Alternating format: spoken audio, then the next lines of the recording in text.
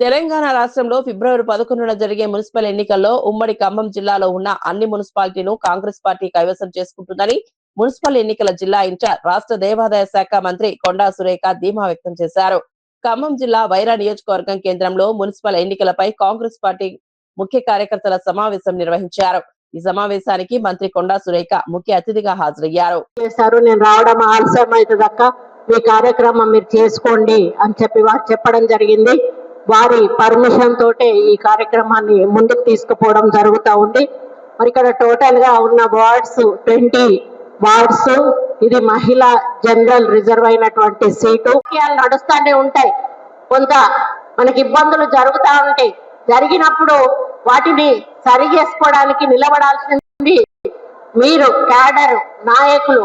మీరు నిలబడి పార్టీని నిలబెట్టాల్సిన అవసరం ఉంది. కాబట్టి మొన్న సర్పంచ్ ఎన్నికల్లో జరిగిన తప్పులు మళ్ళీ జరగకుండా మనం ముందుకు పోవాలంటే మీరు చాలా స్ట్రాంగ్ గా ఉండాల్సిన అవసరం ఉన్నది. కాబట్టి మరి మేము మాట్లాడితే ఏమవుతుందో, మేము ముందుకు పోతే ఏమవుతుందో, రేపు మాకేమన్నా ఇబ్బంది అవుతుందో అంటే ఇబ్బంది అవుతుంది. మీ వార్డు మెంబర్లు ఓడిపోతారు, మీ చైర్మన్ ఓడిపోతాడు. మీరు ఎక్కడికి పోయినా కూడా మీకు ఏ పని చేసుకోవడానికి కూడా అవకాశం ఉండదు. ఈరోజు మన సర్పంచ్ ఉన్నాడంటే మన ఎమ్మెల్యేలు కానీ మంత్రులను కూడా మేము ధైర్యంగా కాళ్ళ ఎగరేసుకొని వస్తాం. ఎందుకంటే అధ్యక్షుడు మన సర్పంచ్ ఉంటాడు కాబట్టి ఆయన అధ్యక్షతను మనం మంచి కార్యక్రమాలు చేసుకుంటాం.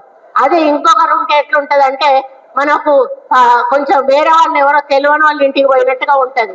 ఆ సర్పంచ్ పక్కన కూర్చున్నా కూడా మనకు కొంచెం అన్ఈజీగా ఉంటది. అక్కడ పెత్తనం అయినది ఉంటది, మనం మంత్రులమైనా కూడా మనం కూర్చోవలసిన పరిస్థితి ఏర్పడుతుంది.